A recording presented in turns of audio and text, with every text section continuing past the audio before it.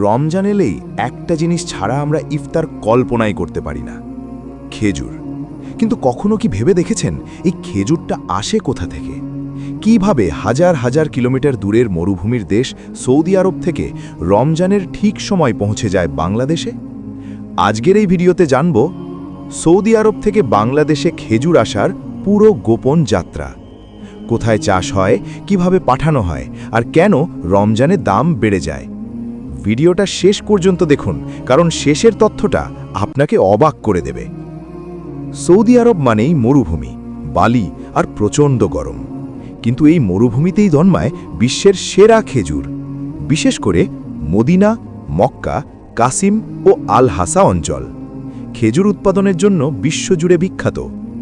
ইসলামের ইতিহাসে খেজুরের গুরুত্ব অনেক বেশি। রাসূল সাল্লাল্লাহু আলাইহি ওয়াসাল্লাম ইফতার করতেন খেজুর দিয়ে। এই কারণেই রমজান মাস এলেই খেজুরের চাহিদা বহুগুণ বেড়ে যায়।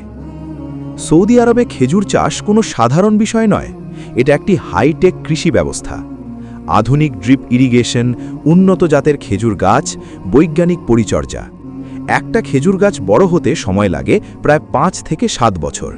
কিন্তু একবার ফলন শুরু হলে একটি গাছ থেকেই বছরে 50 থেকে 100 কেজি খেজুর পাওয়া যায়। খেজুর সংগ্রহের মৌসুম শুরু হয় অগাস্ট থেকে অক্টোবর। এই সময়ে হাজার হাজার শ্রমিক উঁচু খেজুর গাছে উঠে হাতে হাতে খেজুর সংগ্রহ করেন। এরপর খেজুর রাখা হয় বড় ঝুড়ি ও ট্রাকে।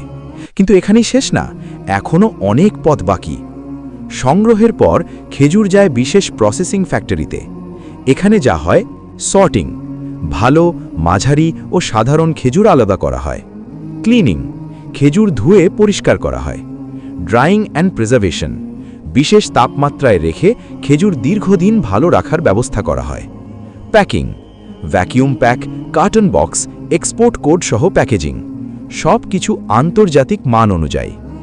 রমজানের 3-4 মাস আগেই বাংলাদেশি ব্যবসায়ীরা সৌদি আরবের খেজুর কোম্পানির সঙ্গে চুক্তি করেন, কারণ রমজানে হঠাৎ চাহিদা বেড়ে যায়। দেরি করলে দাম আকাশ ছোঁয়া, জাহাজে জায়গা পাওয়া কঠিন। এই সময়েই নির্ধারণ হয় কোন খেজুর কত টন কবে পাঠানো হবে। খেজুর সাধারণত 2 ভাবে আসে।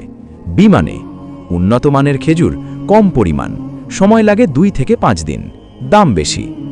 জাহাজে, সবচেয়ে বেশি, বড় চালান, সময় লাগে 20 থেকে 30 দিন, খরচ কম। জেদ্দা বা দাম্মাম বন্দর থেকে খেজুর রওনা দেয় বাংলাদেশের পথে। খেজুর পৌঁছায় চট্টগ্রাম বন্দর অথবা ঢাকার আন্তর্জাতিক বিমানবন্দরে।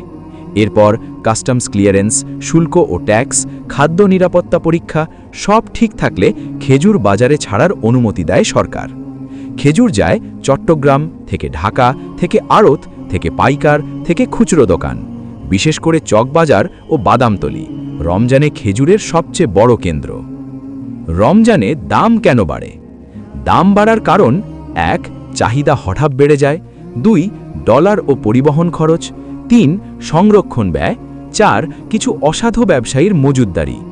এই কারণেই রমজানে খেজুরের দাম বেশি। শেষে একটা ছোট্ট খেজুর আমাদের ইফতারের টেবিলে পৌঁছাতে পাড়ি দেয় হাজার হাজার কিলোমিটার, মরুভূমির গাছ থেকে সমুদ্র পেরিয়ে শেষ পর্যন্ত আমাদের হাতে। এই ভিডিও ভালো লাগলে একটা লাইক দিন, চ্যানেলটা সাবস্ক্রাইব করুন আর কমেন্টে লিখুন আপনি কোন খেজুর সবচেয়ে বেশি পছন্দ করেন। আসসালামু আলাইকুম।